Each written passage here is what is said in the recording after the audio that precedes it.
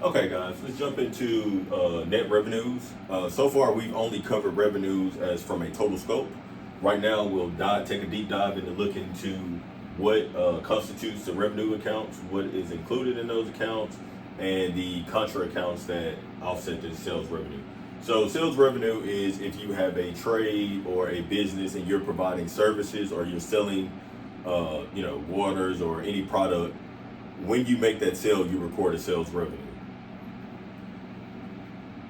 Sometimes during sales, we all know, they run discounts for like a Black Friday or Labor Day, Memorial Day sale.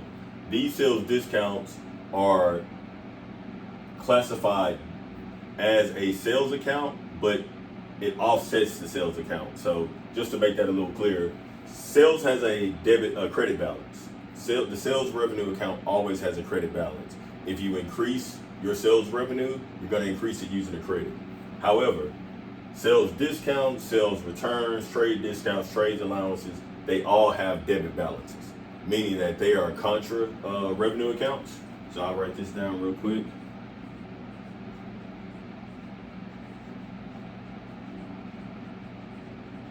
So over the chapters, we'll see that there are many contra accounts for liabilities, assets, and expenses.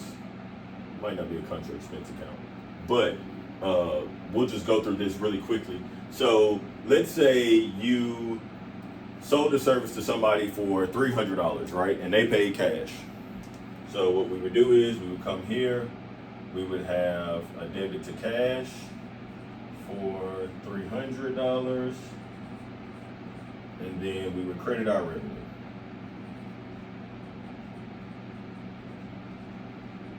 For $300, right?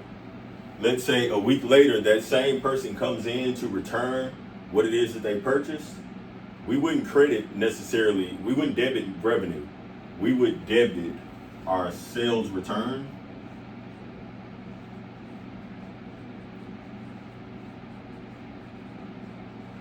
for $300, and then we would credit our cash.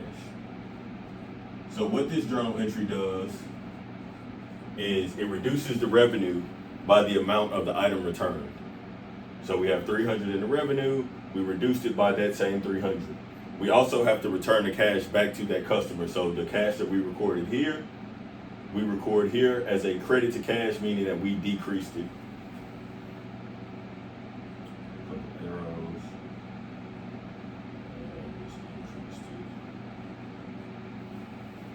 So yes, we return. So that sales return would offset this revenue account. So when we came to our month end, let's say we had $30,000 in sales. So we would have on our income statement. I'm going to make a little quick income statement, and this is just the revenue section. We have sales revenue.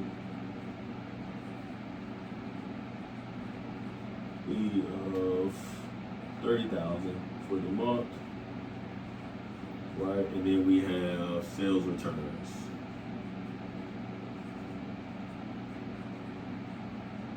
So this sales returns amount of 300 is going to offset here, and then we'll be left with 29,700 in total revenue for the month.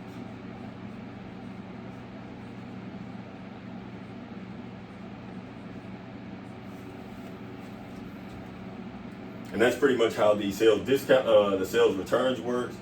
Discounts are a little bit different. It's the same concept, but discounts are calculated differently. It's usually on a percentage basis. So I'll walk through an example of discounts next. Trade allowances, you really don't have journal entries for, but I just wanted to walk through how it would look if you were to create a journal entry for a trade allowance.